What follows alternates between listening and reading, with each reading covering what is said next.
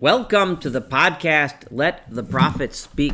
Today we continue our study of Sefer Mishlei, the book of Proverbs. Once again, we have a beautiful chapter today full of really incredible gems, although this has been the case ever since we started Proverbs and will remain the case as we complete this book together. But we are about to start chapter 15. Let's get right to it. Chapter 15 begins, Ma'anei Rach Yoshiv Chema. An answer, a response which is soft and gentle, can calm down anger. This is really advice for maintaining peace in conversation, maintaining peace among others. We all know we've been there. We know the person who always seems to say the wrong thing, presses on everyone's nerves, and always ups the temperature in a conversation, in a discussion. And we know the other person who always calms things down, keeps people at peace, says something soft and easy to make sure the conversation stays on target with peace and love between those who are there or are present for the conversation. So this advice is Ma'anei Rach, a soft, kind word, Yoshiv Chema, can calm down anger. Udvar etzev, but a word of spite, a word of hatred, yale af, will just raise the temperature, will raise the anger, and will increase the strife in the room.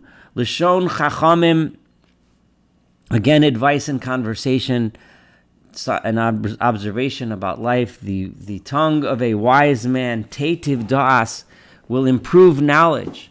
A wise person in conversation will contribute things of substance, will contribute to the knowledge of the people in the room about the subject under discussion. However, ufik silim, the mouth of the fool, yabi'a iveles, pours out. And the language here pours out iveles, foolishness. Iveles is a word we had many times, which generally means something that's foolish, something that's folly, something that's silly, meaningless. Yabia, it pours out. And we know this well. The wise man says something that improves our knowledge. It doesn't have to be a lot of stuff, but what he says is important. In fact, it's usually a lot less stuff. But the mouth of a fool, the opposite of a wise man, just pours forth nonsense after nonsense. The guy who can't stop talking is usually the guy who's full of nonsense. Verse 3, B'chol makom einei Adonai, God's eyes are everywhere. The truth, the one who knows the truth, that's one with a capital O,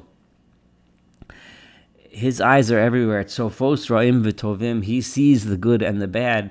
Remember that even though sometimes in situations it may be hard for us to know who's the wise man and who's the fool, remember the truth is known. Marpei lashon, again, this is almost like telling you, well, how do we know? Okay, so God knows, but how do we know? Well, it's very easy, and it goes along with the theme of this chapter so far. The one who speaks in a tongue that heals, the one who brings peace between people, Eitz Chaim, he is the Eitz Chaim, he is the tree of life. V'selef bo shever beruach. But the perverseness, right, is one that brings wounds to the spirit, that hurts people. So if you're in a conversation and you don't know who the truth lies with, look to the one who's bringing peace. Look to the one who's bringing knowledge. Look to the one who's speaking softly and carefully choosing his or her words. And when you see someone there who's screaming and yelling and saying things that get people more angry and more riled up and just can't stop talking, that's probably the person that you shouldn't be listening to or paying attention to. That's the advice we are getting in verse 4 to help us navigate our way. We may not be God, we may not know their hearts, but it's not hard to tell in conversation where the truth lies, where peace lies, where love lies. Verse 5, Evil yin'atz. So Musar Aviv. Now this is an idea, it's a theme which we've had many times over and over again throughout Proverbs. One of the key themes of the book of Mishlei, and that is the importance of listening to criticism. An avil, a fool, will hate the musar, the rebuke that he gets from his father, right? The ideal of a father who lovingly rebukes his child, right? Not because he wants to hurt the child, God forbid, but because he wants to set him on the right path. He wants to teach him. Only a fool will hate that kind of advice, the kind of advice that's given with love in mind. V'shomer tochachas ya'arim. But he who is shomer, who guards and is careful about and takes concern to pay attention to tochachas, to criticism, ya'arim, he's the one, and this is from the language of arum, which in this part of Mishlei is referring to intelligence, to being smart about things, to doing things the right way, to acting wisely and living wisely. Verse 6, Beis Tzadik Chosein Rav, the house of a tzaddik, the house of a righteous person, has a lot of treasure. In other words, a righteous person has achieved a lot, sometimes maybe in actual physical wealth, but more importantly, in all of the things that tzaddik has, it's a tremendous treasure. It's a beautiful thing. However, uvetua, and from the contrast in the second half of the verse, we'll understand better what the first half means. Uvetuas roshon ne'kares. But in the tevua, which is the produce that comes from acting wickedly, ne'kares, there is only trouble, there's only problems. In other words, when you obtain wealth through trickery, through dishonesty, through taking advantage of others, the wealth that one obtains, there's always problems. It's not real. There's problems, there's issues of guilt, there's issues, it's going to come back to haunt you, the authorities are going to come back and get you, people hate you for what you have, and so on and so forth. But a true righteous person, that which he has is a hon rab, is a chosen rab, is something that he can keep. Chosen means a treasure, but more importantly, something that you can keep, something that you can maintain, something that you can care about. Lachus is to care about and feel good about. So good treasures, things that were obtained honestly, riches obtained honestly, is something we feel good about, as opposed to things obtained dishonestly. Verse 7, Sifsei Chachamim, this reminds us of verse 2 again, the idea of how the difference between the speech and how a Chacham, a wise man, acts in conversation versus a wicked man. Sifsei Chachamim Yizoru Das. The lips of a wise man are spreading knowledge. Whenever he speaks, he increases the knowledge of the people that are there. He says things, or she says things, that help people learn, that help people grow.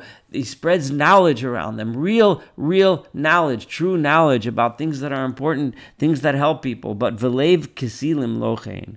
But the heart of a fool is not like that at all. What he has in mind when he speaks is not to increase the knowledge, but is to obfuscate, to obscure, to lie, to pretend, to spread what we might call today fake news. Zevach rishoim toavas Hashem. This is a very interesting verse here. This is verse 8 where I'm reading now.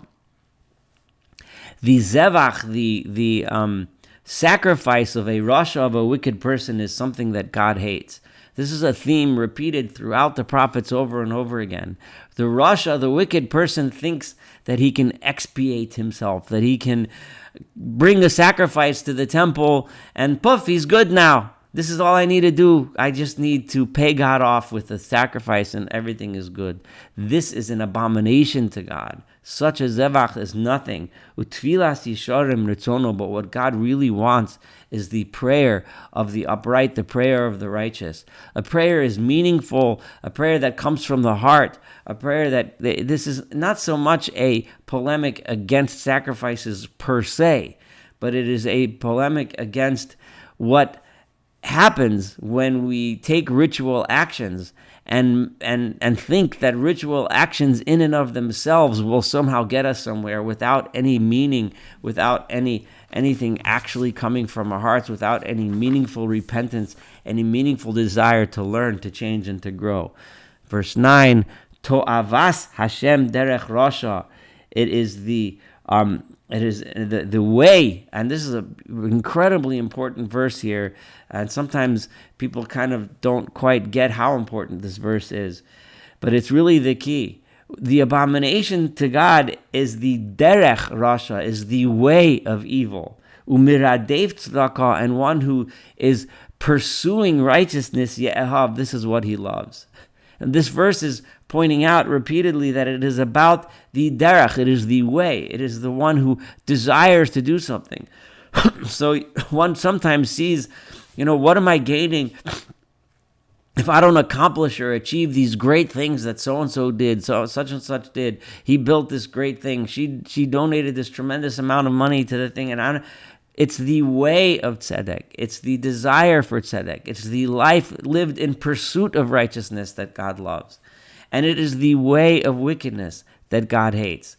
It is constant pursuit of evil, constant pursuit of malpractice against others, etc. The way is what's more important than the end result. Musar, at least that is what the verse 9 is trying to teach us. Musar ra lo-ozev orach. There is a person who is leaving this path that we just talked about.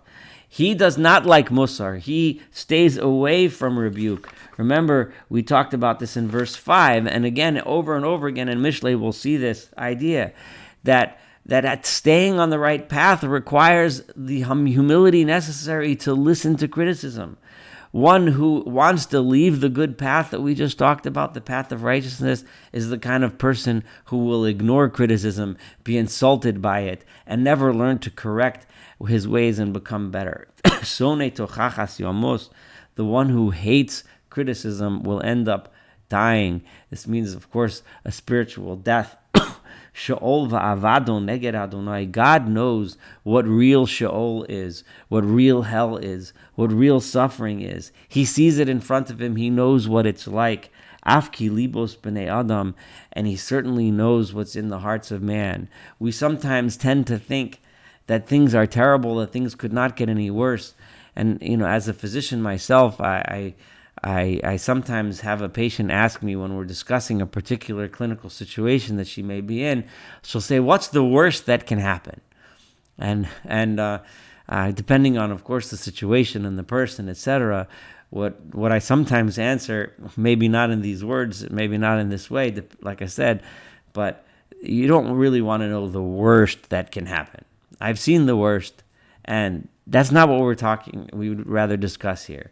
The worst is terrible. But let's just go through the likely things that could happen in your scenario, and so we can decide the best path forward. But the worst is a terrible, terrible thing, and people usually don't need much of an imagination to think that through.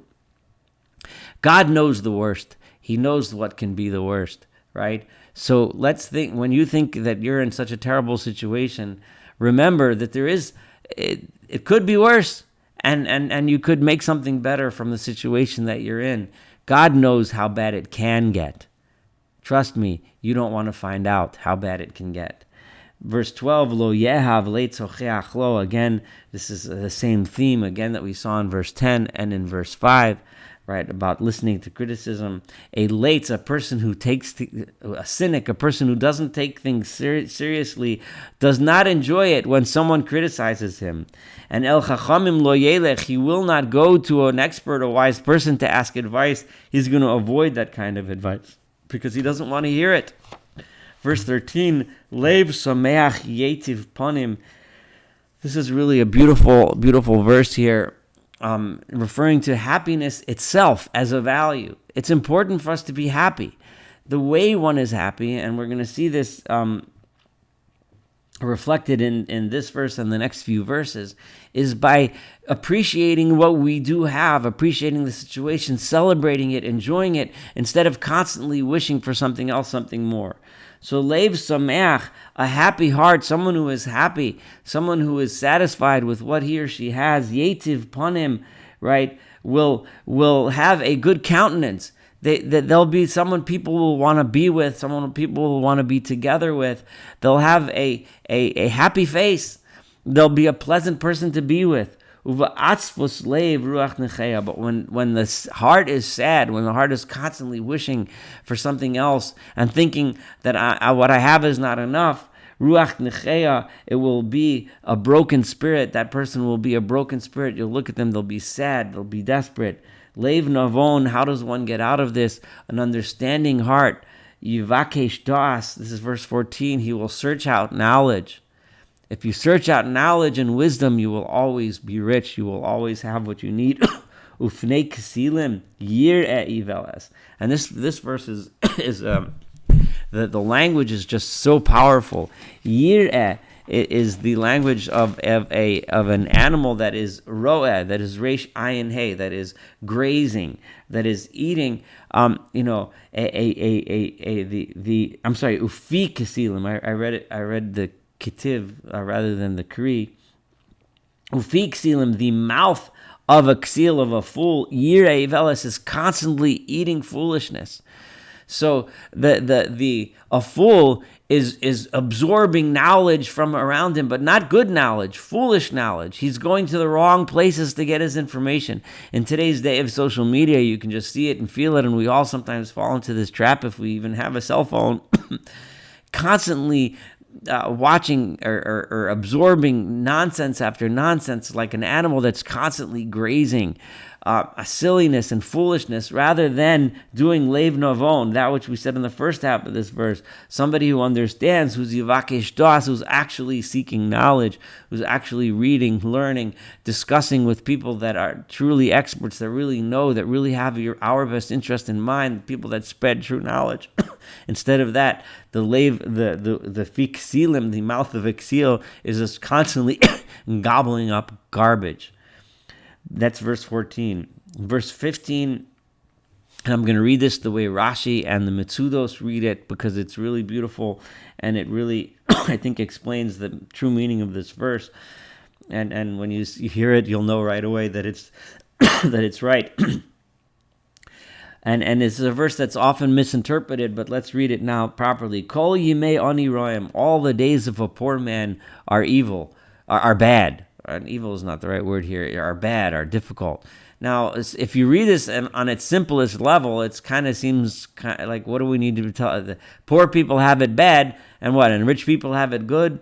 But the that's not what it means, and the proof is in the next part of the verse. It doesn't say anything about a rich person is the contrast, but vitov leiv, a person who is good of heart. Good of heart means a person who is always happy with what he has. Mishteh Tamid is constantly in a mood of a mishteh, of a party, of celebration.